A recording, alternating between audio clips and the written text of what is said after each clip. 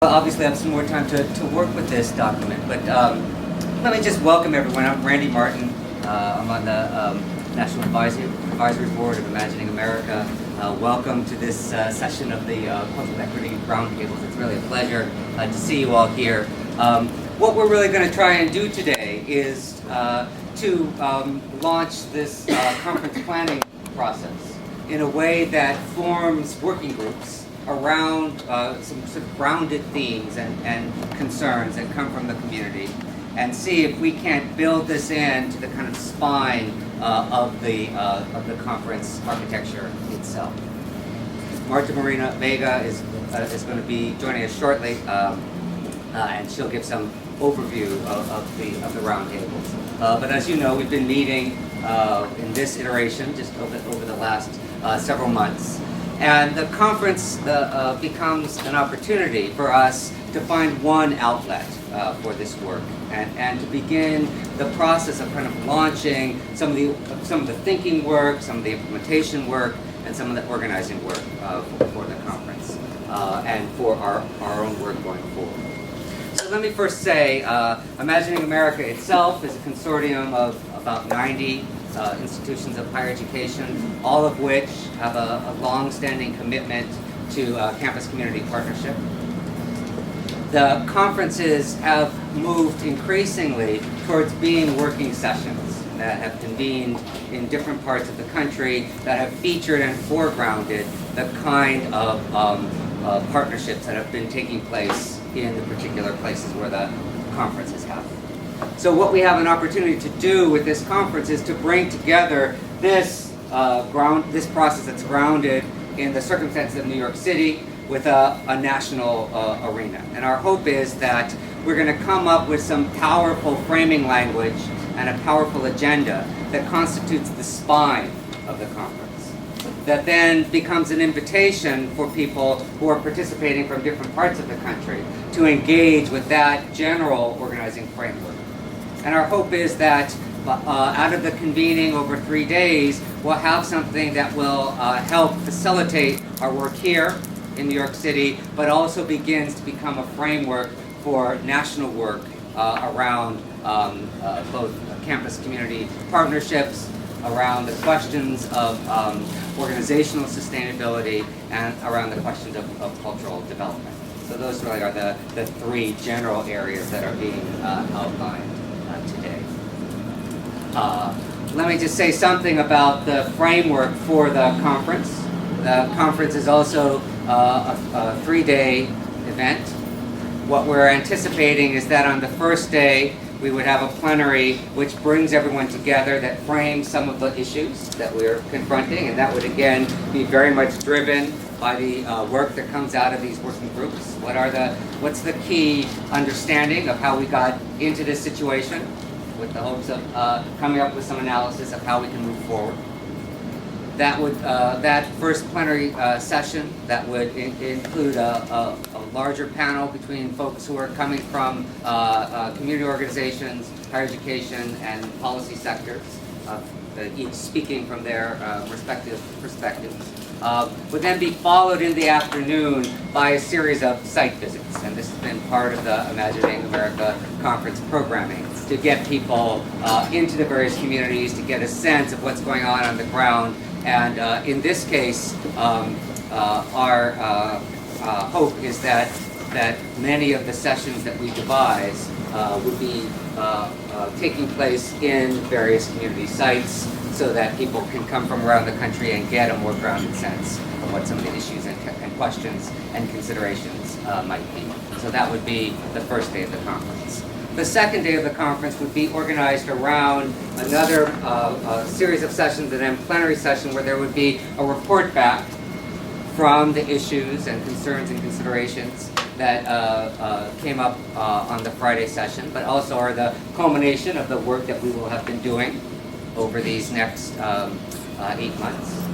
And then the final day on Sunday would be about thinking forward and looking forward, thinking about what kinds of organizational linkages, alliances, affiliations we can come up with, and what kinds of agenda we can set for action steps going forward. So that's the idea, that the conference itself serve as a kind of organizing mechanism, right, for these partnerships that we are enacting now. Jan, is that a fair rendering of the conference? Jan is the director of Imagining America.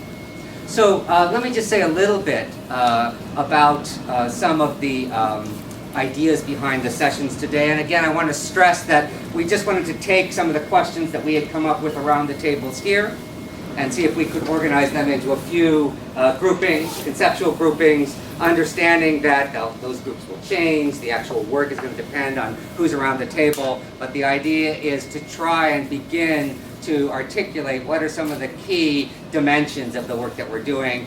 How could we come up with some framing documents, some policy documents, some strategies of intervention that would allow us to amplify this work that we're doing together. So there are three areas that will be the three groups. And you know, we talk about an architecture of inclusion. We're going to do some architecture of inclusion with the chairs and tables here when we break out into the three groups. But the first group has to do with questions of partnership, right? Campus community partnership. Obviously, there's a whole range of different kinds of programs, of relationships that higher education and community-based organizations engage in. Everything from single visits, internships, curricular programs, and I think one key question is, how do we have an understanding of those partnerships so that they become a real foundation of ongoing and sustainable work, so that they have a real mutually beneficial impact on both higher education and on the community organizations, so that they begin to genuinely have an impact on what kind of knowledge gets valued, on who's setting the agenda, on who's participating, and that that impact is reciprocal. That is to say that it's not just institutions of higher education saying, well, here's a center of knowledge, we're going to go out and shine a flashlight and illuminate what the truth is. But if these relationships are really going to be mutually beneficial, then we have to ask, who's at all the tables, right? How does this impact who students are in institutions of higher learning, what the support for them is, who gets hired to teach, where is that teaching taking place, what are the curricular programs and initiatives, how are they credited and credentialed. That is to say, there's a whole range of issues. If we're going to move forward in terms of what Marta calls the field, and think about the way in which this field is getting formalized in higher education, sometimes with the full participation of partners and sometimes with less participation, right? How can we devise a framework that allows us to be a source where people all around the country, because this is happening all around the country, right, where there's some version of campus community partnership as we move out of the kind of passive service learning model into more active and engaged forms of scholarship and understanding, that we are really providing a framework by which people can understand and get some support for how they might devise these kinds of programs and partnerships. Okay? So that's the idea behind the first group. The second group is oriented around questions of sustainability and organizational form. And I think it comes very much out of the conversations we've been having around these tables, around the question of, you know, what are the models, what are the forms for organizing community-based work, for building institutions, for allowing them to be sustainable, especially in a climate where the nonprofit organizational model, which was devised under very specific historical circumstances with assumptions of particular kinds of revenue flows, particular kinds of staff and board structures, particular kinds of real estate encumbrances, right? A whole series of issues that you all grapple with day to day.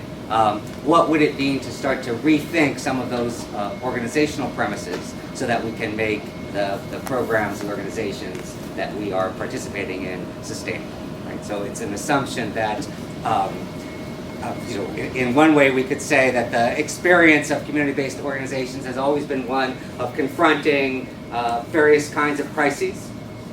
But I think the most recent one has been a particular threat to the viability of that, not of the organizational work, but of its organizational form.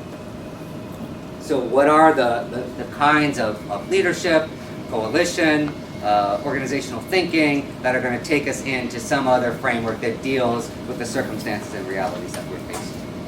So that would be the second group. And the third group has to do with questions of cultural development. There are, of course, again, a whole range of different ways that campuses and communities interact.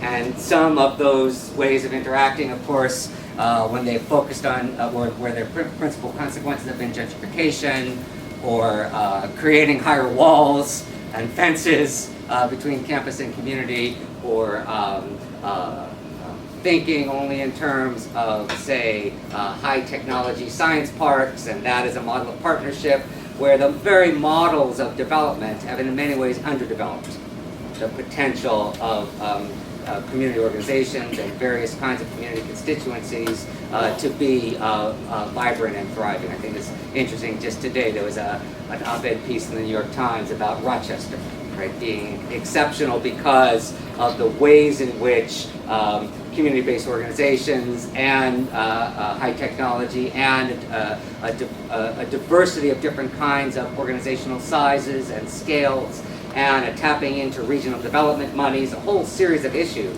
that came together that in the end happened because there was a keen awareness of what had to be done to replace the old industrial models of those cities.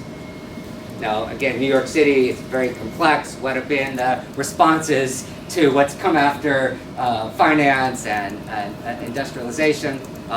But clearly, large universities have one idea of what that development process could look like, and we're seeing that in New York City in terms of the creation of large partnerships around science and technology and intellectual property. I think a big question that we face is what is our endowment, our common endowment? What is the commons of knowledge, of culture, of creativity, of capacity that collectively we embody? And what does it mean to think developmental possibilities and trajectories along those lines? So I know many of you are engaged in very concrete, on-the-ground alternatives to what it means to access those funds, to come up with different kinds of linkages and the like. So that would be the arena of the third group. Okay? So I want to give just a moment for those to percolate in, then we can sort of discuss whether those sound roughly right. Again, we'll sort of rework them as we go.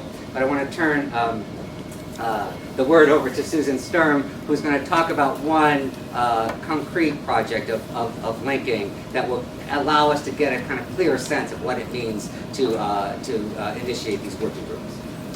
So first, it's great to see everybody here, and really exciting to be taking the next step with this work.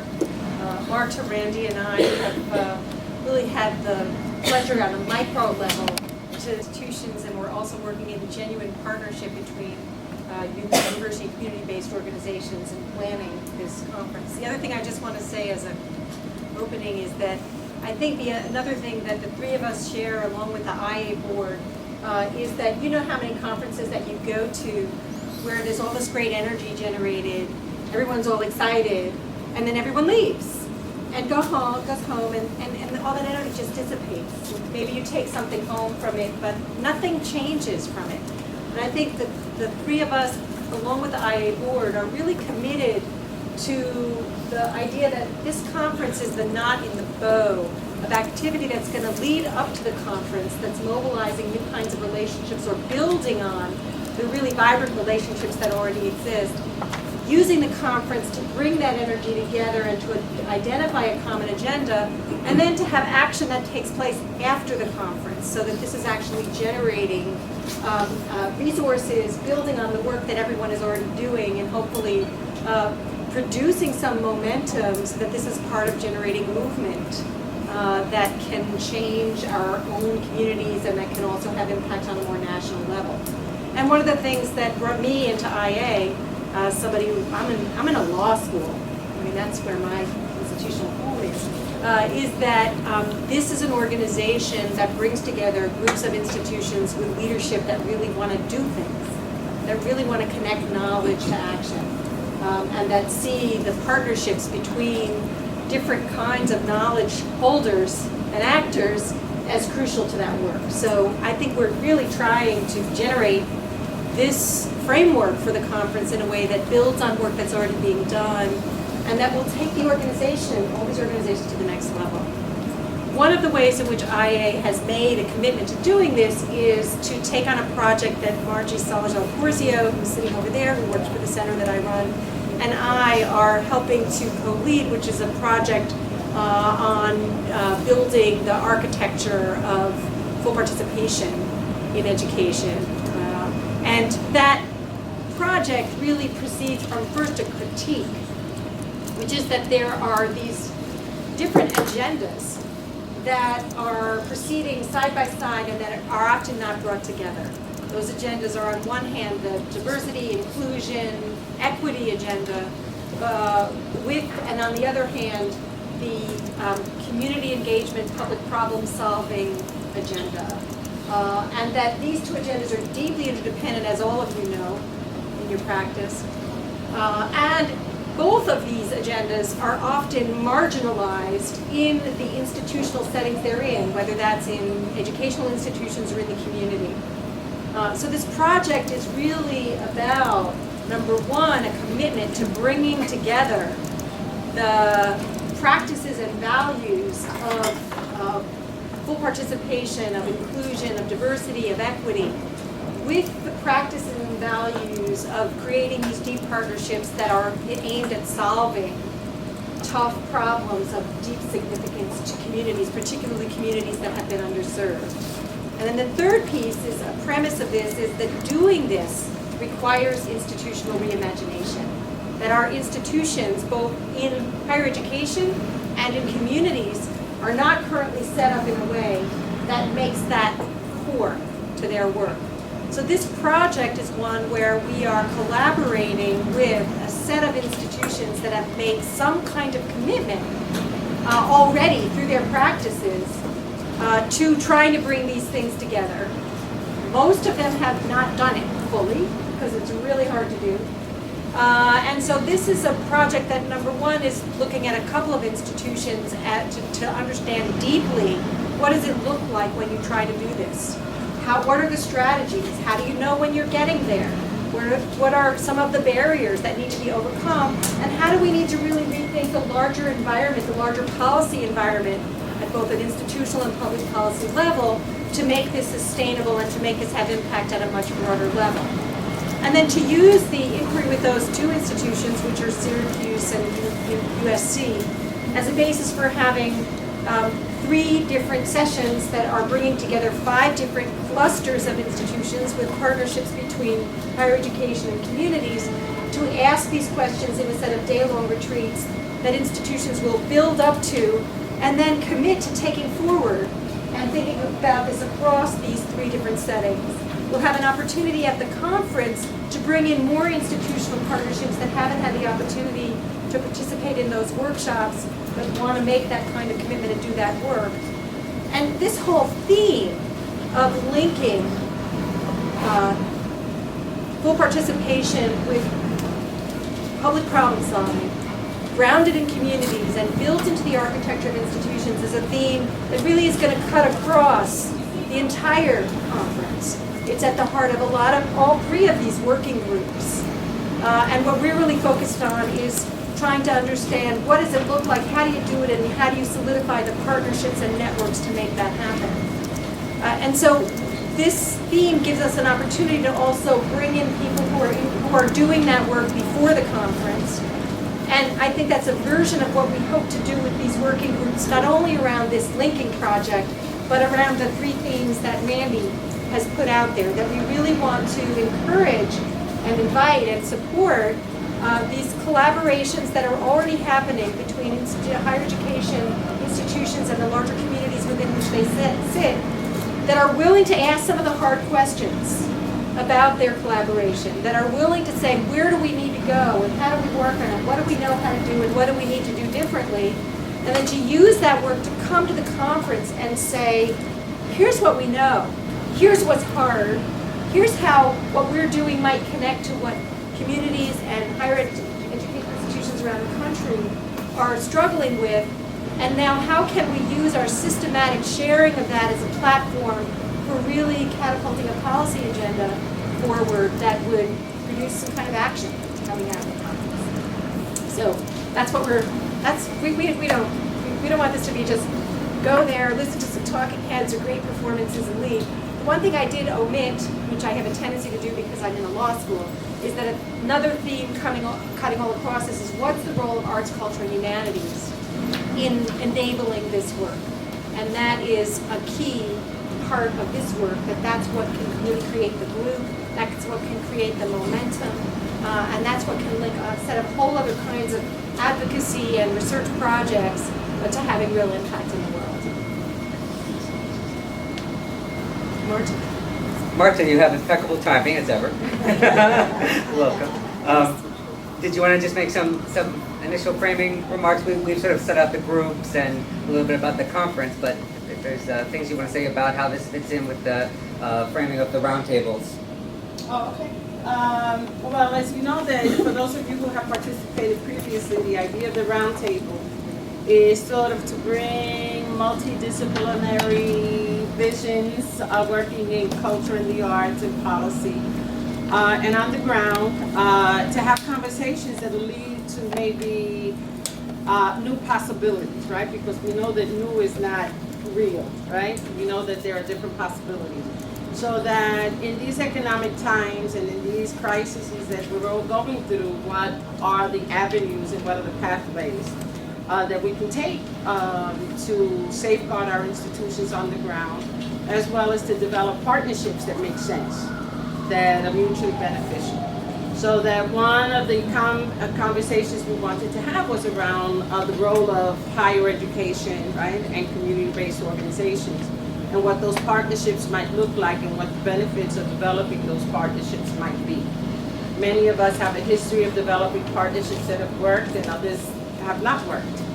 And we saw, in terms of the roundtable, the opportunity to have a conversation around Imagining America and the conference, looking at what different discussions might look like that would benefit both higher ed and community-based organizations and the training of the next leadership of this work, right? Because many of the institutions are developing community service, community arts initiatives, and many of us have young people that are training in these areas and are developing on the ground in these areas.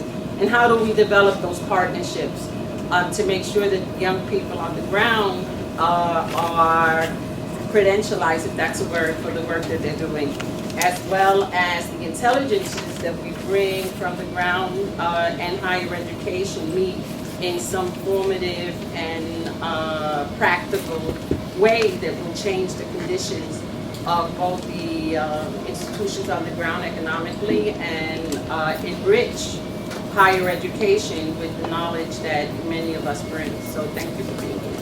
Thanks. So obviously we want to spend most of our time convening in these groups, but first I just want to get a sense of the room as to whether these three frameworks for these groups make sense, given your experiences, given your own critical analyses, and given your own aspirations of what you'd like to do.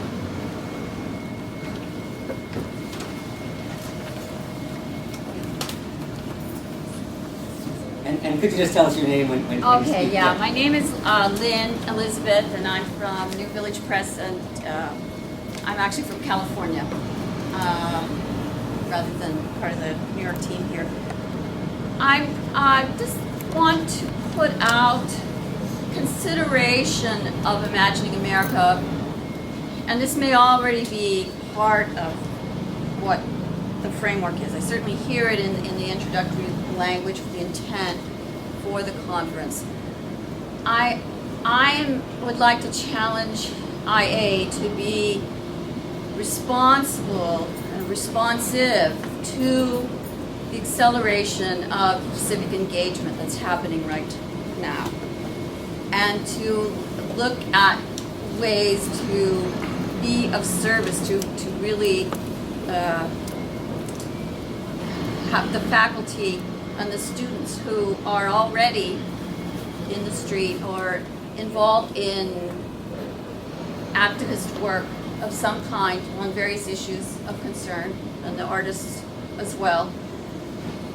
And to include some way of framing both the idea of kind of the namesake of this organization, of imagining or reimagining the culture that we want, and the diversity of that culture that we want, and ways to support civic engagement, ways to be in alliance with popular education, which to me there's an upswelling of a desire for popular education, and it seems to me that's a big opportunity for IA because you're already reaching out to community institutions. So it's yet to be framed, but I'm just feeling a sense of excitement and urgency in that, and looking for that kind of language in this. And thanks for that, Lynn. And I just want to underscore, in terms of the relationship of IA as a national consortium, we are trying to position ourselves in a movement to transform higher education, to reclaim or to renew or to reinvent or to reimagine what those democratic purposes would be. And I think that means fundamentally shifting the question of what the outside and the beyond of the university is from a focus on either narrow vocationalism or intellectual properties that are revenue yielding, to the question of what does it mean to actually build and engage and enrich community. So I think that's right, that very much what we're trying to do with this conference is have the, frankly, the political sophistication that is sort of uniquely New York's in terms of, based on the kinds of struggles that you guys have undertaken, right? And to use that as a kind of gauntlet in a way that we're throwing down nationally. Now, what do we hope to come out of that organizationally? That means to focus, but also to assess what is it that a national organization can be or do in relation to that movement. And I think more concretely, we're also looking to see if we can't devise some frameworks of working together that then begin to be adopted nationally. So Imagining America did create a document called the Tenure Team Initiative that was a way of trying to get universities to rethink what they valued for retention, tenure, promotion, that is to say, answering the question of, if I'm doing this community and civic engaged work as faculty, how can that count?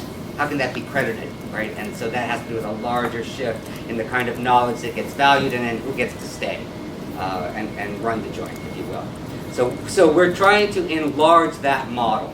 We don't have the opportunity, we're not in a position to legislate what other campuses might do, but we can, I think, try and fill what is an enormous void of leadership along other criteria, right? Than the kind of narrowing modes of measure and assessment and value added and rankings and ratings that are increasingly the ways of evaluating both what higher education is doing, right, such that elite universities like Claremont are trying to game the system, right, to get a few position points up, but also what community groups are increasingly subject to legitimate funding, grant making, and the like. So we're trying to identify what's our leverage to make a difference in a much more ample and comprehensive way. And just one thing to think about is, and what I hear behind your question is that this is a time when there's national interest beyond IA in this. There are other organizations, there's the American Commonwealth Partnership, there's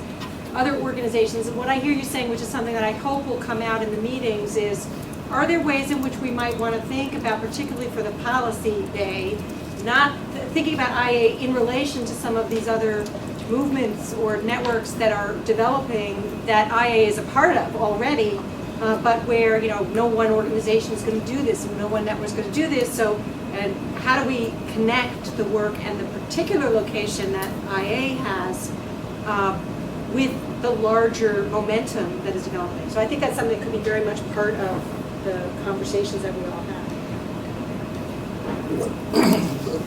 My name is Bill Aguado from the Bronx.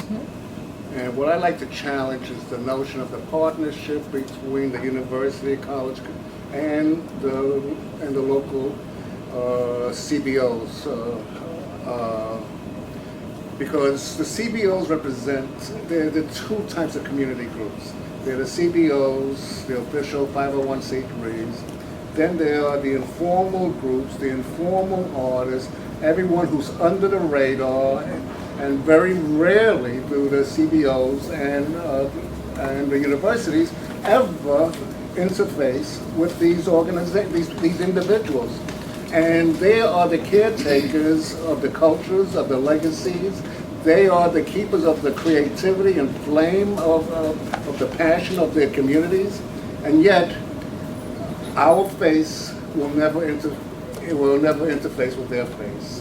And the challenge for us is how do we broaden our reach to accept those who have not been sanctioned by the 501c3, those who have not been sanctioned by the university model, those who have a vision and an opinion and speak for their community, their immediate neighborhood, a voice that needs to be heard, a poet of the sort that needs to be heard, and frankly, will never be heard.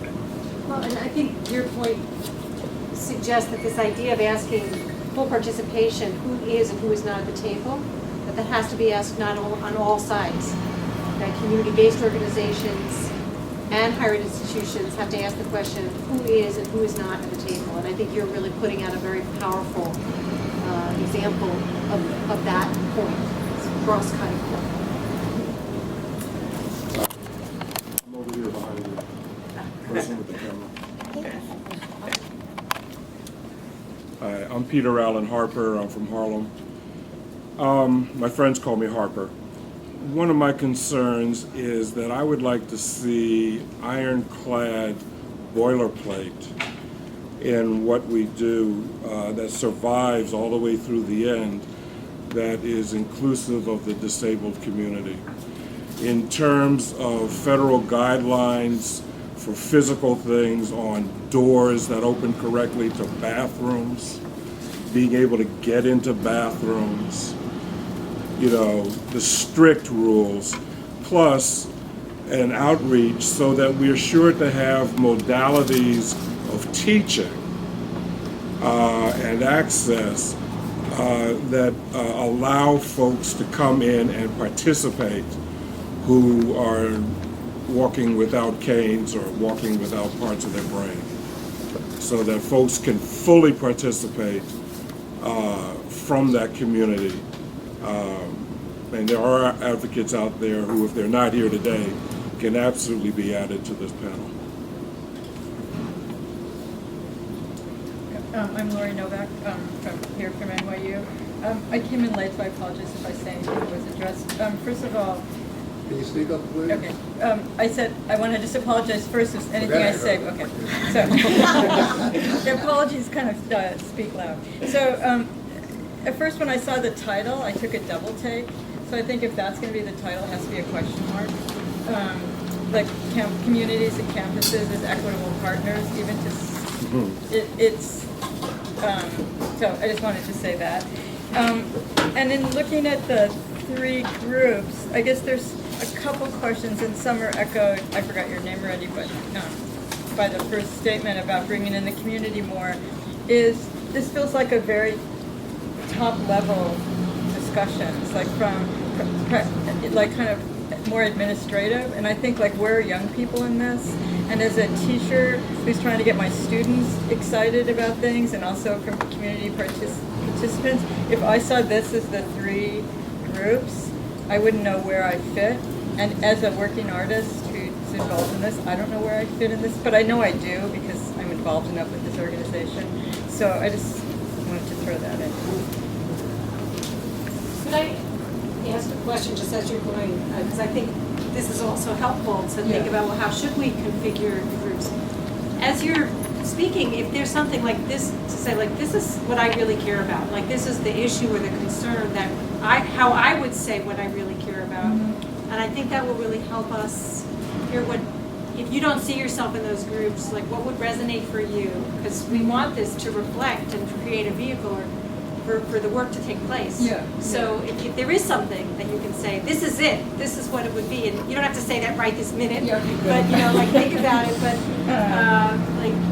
how can we configure it if it's not like this in a way that is actually going to work for the most of us around the table?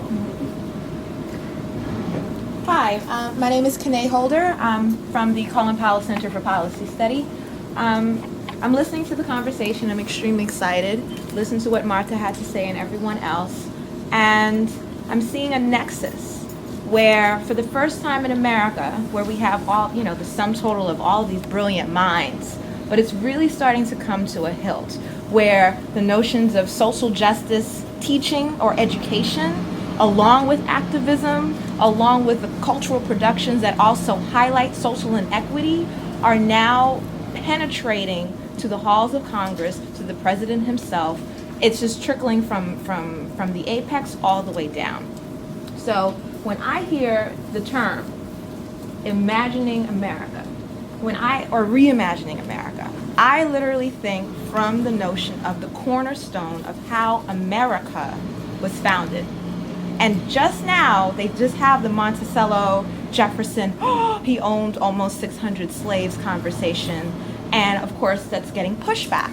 So when I'm thinking of different committees and different interests of mine or interests of the people or interests of the collective, I would think that once we re-engage and reteach the history of America, the Hegel and the Howard Zinn, when we do that, then that would obviously transform and trickle down or up to every other component that we're discussing, from policy to cultural productions.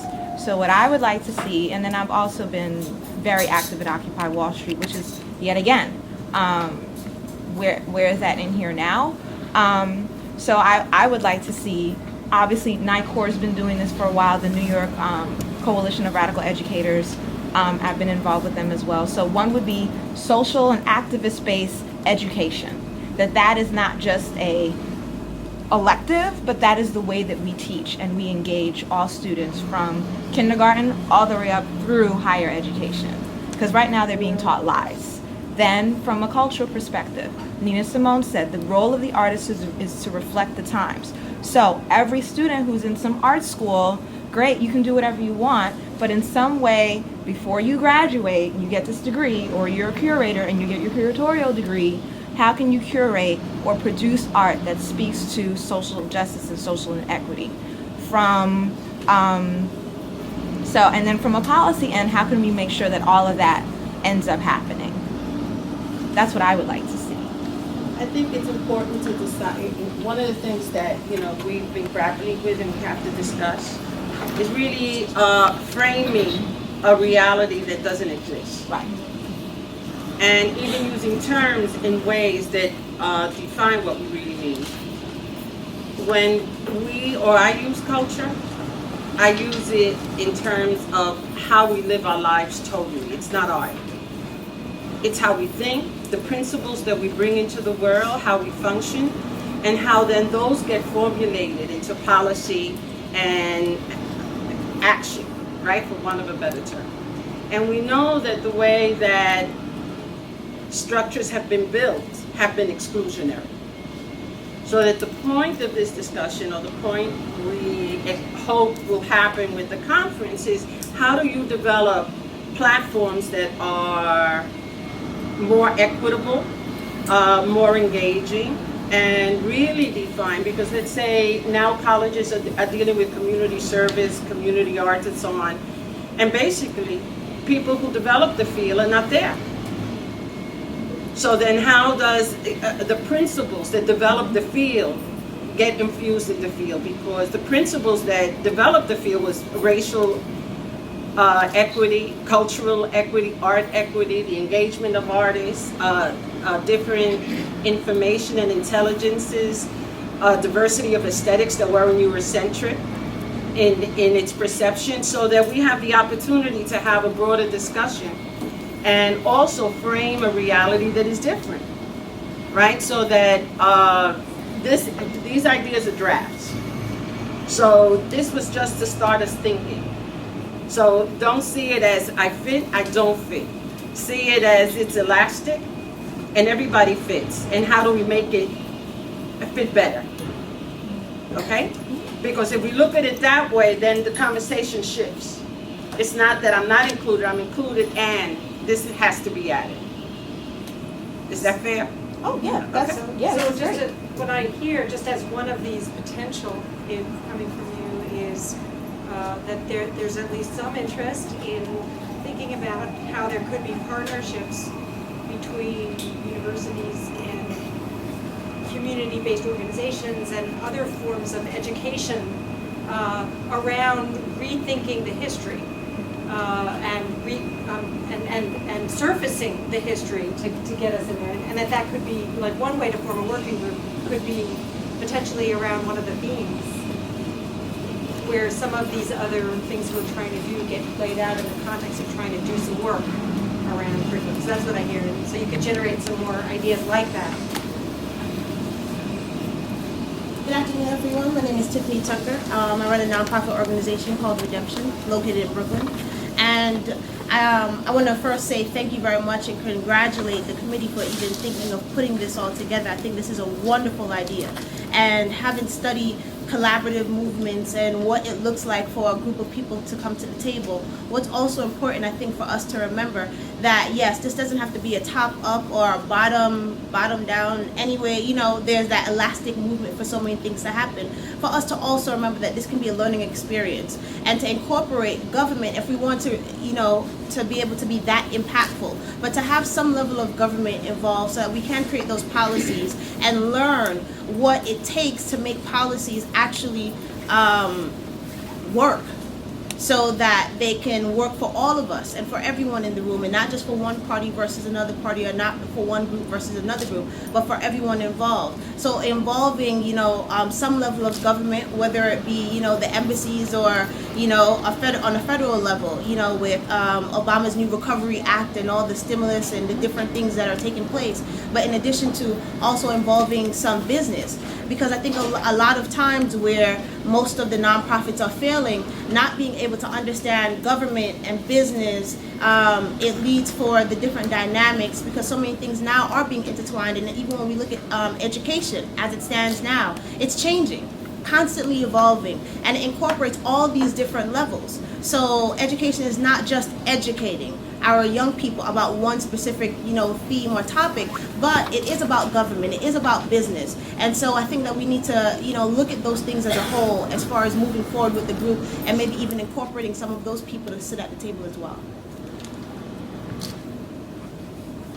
Hi everybody, thank you for having me. My name is Cynthia Alberto. I'm the founder and director of a small Brooklyn-based weaving studio. And I just want to share my experience about institution and collaborating. We offer cultural arts. We work with the international community of weavers from around the world, from Tibet to Nepal to Guatemala. We're also a textile fiber arts studio, and we're also a healing arts, and I would like to answer his question. When he asked about disabled people and how we should be able to give them more. We just recently became partners with Pratt. We are now doing after-school program where we have the disabled students of Pratt are coming to the studio to meet. We also started a high school internship program with the students from Pratt who goes there, and they have an art program, and the students are going to start coming to the studio to meet. What I'm trying to say, it is possible. It's working, but it takes a lot of legwork, a lot of like information, a lot of like prepping. It's about prepping because you're going to a place where they have to look at all your papers. And as far as like disabled, what do you call it, community, there are places that service them and welcomes them. So I just want to share as an experience from my organization that it happens. Yeah. Well, let's just take one more comment, because I want to devote the bulk of our time to actually meeting together in the group. So, yeah. Oh, thank you. I'd like to add my comment by saying thank you so much for organizing this conference, or this initial meeting. Prior to coming here, I got a copy of the draft document, and I passed it on to a friend to look at as well. And he said to me, that's a brilliantly written document, well articulated and all of that. But he said, I hope it's not one of those conferences where after the conference and all of that, everybody goes back home and nothing has happened. And I said, I hope so too. So I think the document itself is well written, is provocative, is imaginative and all of that. But I just hope that at the end of the day that the conference will serve as a dialogue or conversational piece that will become a vehicle that will create a movement. Because most often when there are crises, there are moments. And we all come to those moments in one and try to address them. But after those crises pass away, those actions, those movements do not translate into movement, especially movement for progressive change. So I'm hoping that at the end of the day, and I see you have a narrative here, that this group can become a progressive vehicle that will develop a platform, that will develop, given a kind of nomenclature, but something that will serve as a means for positive change or long-term sustainable positive change. And for us, we are glad to be part of the expression here. Thank you so much. Just say one thing about that. I think part of what will help with that, my own experience, which probably mirrors that of many around the table, is that we're not going to create a whole new domain of activity that people aren't already in some way involved in. Like, that's just not, you don't create networks or movements from out of nowhere. So if we can, when we go into these groups, really be thinking in some ways out of, I don't mean self-interest, but out of interest. Like, what are you doing that could be connected to this work that can be leveraged by connecting with this larger group and that can be built? Because that's where we're going to get momentum, is when we can connect to work that people are already doing that need support or that they're willing to put in the context of this opportunity presented by the conference. And the more concrete we can get about that and the way we define the working groups, the more likely it is to last afterward, because we'll be building on something that already exists coming into this room. So, just appreciating that these three groups are just points of departure, right? That you, in your work, are going to transform them, going to push them where they need to go, going to make the elasticity matter, going to deal with what are the exclusions, even within these kinds of framing. And it may mean that something that is started off as one group morphs into more than one, right? You may decide that what you want to do really straddles different groups. All of that's fine. We just wanted to give you enough initial structure to get started. And let me just suggest, I think the first thing you want to do, of course, is to talk about what brings you to that particular group or framing in terms of your own work. To speak a little bit about the work that you would like to see going forward, and to engage that conversation. Each of the three of us will be facilitating one of these groups, and at the end, hopefully you can identify at least two people who can be co-facilitators to take the group forward. And I can talk a little bit about the resources that we can provide just in terms of if you need places to meet. We'll be documenting the work of the groups, and what kind of process we'll be using to fold the conversations that take place into programmatic interventions for the conference itself. Okay? So that's just sort of our script.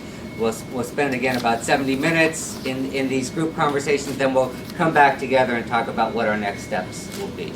Okay? Martha, did you want to add something? Yeah, I think that going to your point about movements and having been part of many, I think that you have to identify what you're pissed off about. You know what I'm saying? I think that in the university structures, everything is a conversation that sounds so right somehow, and that's not a movement, or agreeing is not a movement. I mean, the point is identifying what is grabbing us by the neck and maybe killing us. And if we can't identify that, then what's the point? That's my perspective, right? If you can't identify what's killing us or what's hurting the work that you're doing, or what's strangling our communities, and get pissed off about it, what's the point? So that, to me, and the reason I got involved with being part of the committee is because it's a vehicle. It's not the end. It's a vehicle for giving voice to those issues. And we need to articulate those issues from whatever point we enter. be it as an artist, be it as an institution builder, be it as an educator, whatever point you enter, it has to be around that issue that is strangling whatever work that you're doing. Because then it will make a difference, and then you'll be, all of us will participate in a proactive way. But if it's just a conversation, it's not enough. It'll develop a good book, but it's not enough.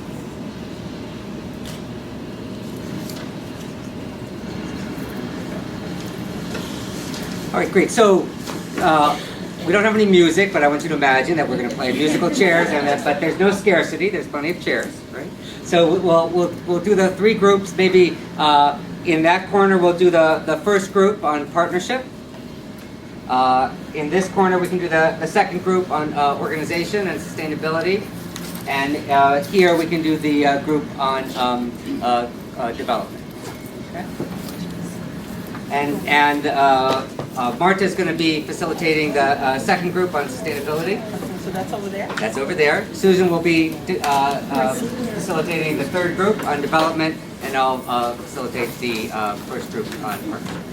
And just to reiterate, if people find these groups are not the right container for the work you want to do, after you have your conversation, you can propose to rename yourselves. Or, talk about another way to organize this work. So we're inviting you to do that if that makes more sense for where the energy is in your group.